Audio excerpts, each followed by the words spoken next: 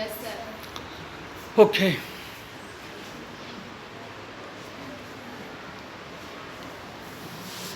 श्री माता जी, ये राजकीय वरिष्ठ माध्यमिक विद्यालय ग्राम चकरपुर, गुरुग्राम महानगर के अष्टम कक्षा के विद्यार्थी।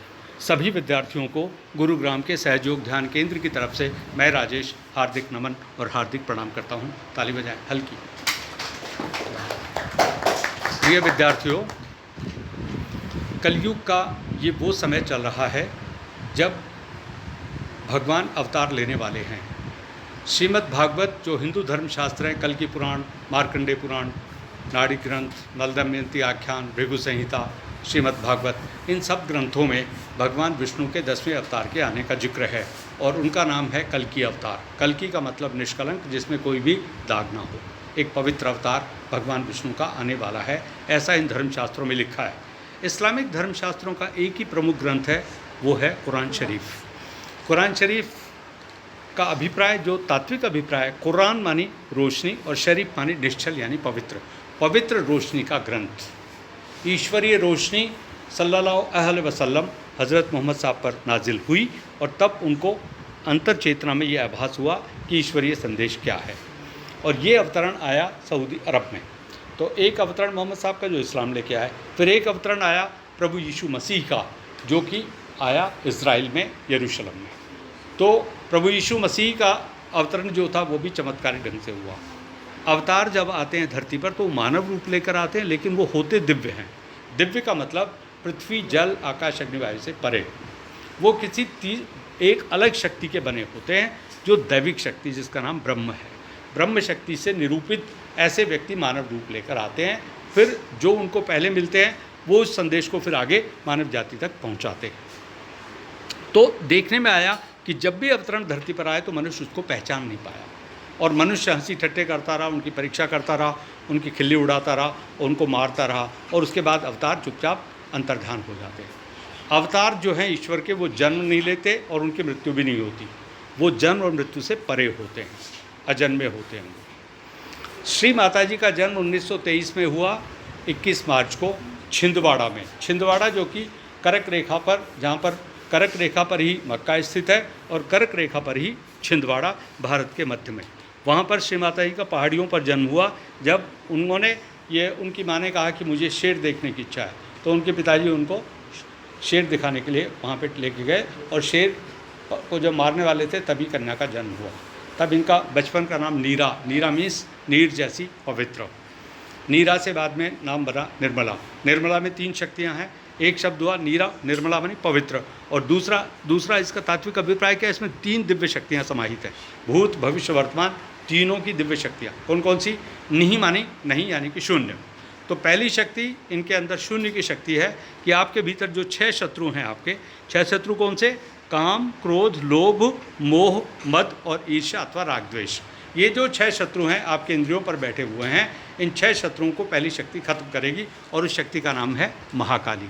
तो पहला अक्षर इसमें है नी मानी शून्य अथवा महाकाली की शक्ति, जो सारी बुराइयों का, सारे असुरों का, सारे दैत्यों का, दानवों का विनाश करती है, संहार करती है। तो पहली शक्ति इसमें संहार की शक्ति, विनाश की शक्ति। फिर दूसरा अक्षर इसमें है क्या? म से बना महालक्ष्मी। महालक्ष्मी का मतलब जो उन्नति देती है, सुख शांति देती है, समृद्धि देती है और आपको वैभव प्रदान करती है, वो शक्ति का क्या नाम है साहब? महालक्ष्मी।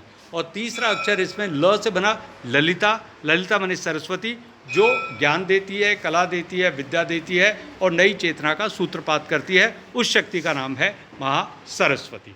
स रस, रस से युक्त, रस से भरी हुई शक्ति, दैट इज सरस्वती, जो ज्ञान देती है, जिसका आपके विद्यालय में एक चित्र भी लगा हुआ है। अब प्रश्न आता है कि क्या ये महाकाली, महालक्ष्मी, महासरस्वती, ये तीनों दिव्य शक्तियाँ होती हैं? यस सर, होती हैं, और वो इस चित्र में आपको दिखते हुए, आपको प्रकट अवस्था में दिखाई देंगी। अब ये जो शक्तियाँ कहाँ से आई और ये चली कहाँ जाती हैं, इसका अब वैज्ञानिक अनुसंधान आप कर सकते हैं साक्षात रूप में, और वो होगा आपकी अंतर चेतना पर, बाहर से कुछ भी नहीं होगा। क्योंकि ये जो शक्ति बैठी है, कुंडलिनी शक्ति, ये जब बालक माँ की कोख में 3 महीने का होता है तब तक उसमें प्राण चेतना नहीं होती। 3 महीने के बाद इस वाले हिस्से से परमात्मा की शक्ति अंदर एंटर करती है। सबसे पहले आत्मा आती है हृदय में, और जो आत्मा की जो बची हुई शक्ति है, अंग प्रत्यंग की रचना करने के बाद जो शेष जो शक्ति है वो आपकी रीढ़ की हड्डी के नीचे यहाँ पे आके इस त्रिकोणाकार अस्थि में ऐसे 3.5 वलय में बैठ जाती है। अब देखिए, आप अगर अपने अंतर्घट का निरीक्षण करें तो अब देखो भीतर अंधेरा है या उजाला। आंखें बंद करना ज़रा, आंखें बंद करके देखो भीतर अंधेरा है या उजाला? अंधेरा। ठीक है साहब। अब इस अंधेरे के भीतर ही रोशनी की एक किरण है अंदर, अपार रोशनी भीतर 3.5 वलय में, 3.5 कुंडल में जैसे सांप का बच्चा बैठता है, ऐसे ये शक्ति आपकी रीढ़ की हड्डी जहाँ समाप्त होती है उसके नीचे एक त्रिकोणाकार अस्थि है, पवित्र अस्थि। हिंदू लोग जब शव का दाह संस्कार करते हैं तो उसमें से फूल चुनते हैं तीसरे दिन।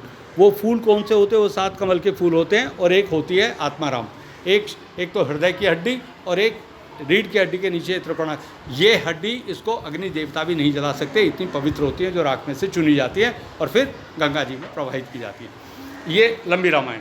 तो ये जो शक्ति है ये बैठी है रीढ़ की हड्डी के नीचे, अभी सो रही है आपके अंदर। अगर आप बोलोगे तो जगा देंगे और ये जब जाग जाएगी तो आपका ये तीसरा नेत्र खोल देगी। तीसरे नेत्र को संस्कृत में क्या बोलते हैं? आत्मचक्षु अथवा अंतरचक्षु अथवा शिव का नेत्र अथवा ज्ञान का नेत्र अथवा दिव्य चक्षु। ये इसके 5 अभिप्राय हुए, आत्मचक्षु, अंतरचक्षु, शिव नेत्र, ज्ञान नेत्र और दिव्य नेत्र। अगर ये तीसरा नेत्र खोल दिया जाए तो मनुष्य त्रिकालदर्शी हो जाता है और उसको भूत भविष्य वर्तमान सब पता चल जाते हैं, वो देवलोक को देख सकता है। वो यहाँ से बैठे बैठे पटना, मुजफ्फरपुर, इलाहाबाद, वाराणसी में क्या हो रहा है वो बैठे बैठे पता लगा सकता है। ऐसी योग की महिमा है। योग के जो 8 आयाम हैं, यम, नियम, आसन, प्राणायाम, प्रत्याहार, ध्यान, धारणा और समाधि। हम यहाँ पे जिक्र कर रहे हैं ध्यान, धारणा और समाधि की। समाधि की स्टेज में आत्मा का परमात्मा से विलय हो जाता है और ये 10वां दरवाज़ा खुल जाता है। जैसा गोरखनाथ ने कहा, क्या लिखा? इस बंगले के 10 दरवाजे, बीच पवन का खंबा, और आवत जावत कछु न देखा बड़ा अचंभा। इस बंगले के 10 दरवाजे, बीच पवन का खंबा, और आवत जावत कछु न देखा बड़ा अचंभा। बंगला भला बना दरवेश, जिसमें नारायण प्रवेश। जस्ट लाइक कटोरे में कटोरा, बेटा बाप से भी गोरा। क्या मतलब हुआ? नारायण। तो अब प्रश्न ये है कि ये सारा वृत्तांत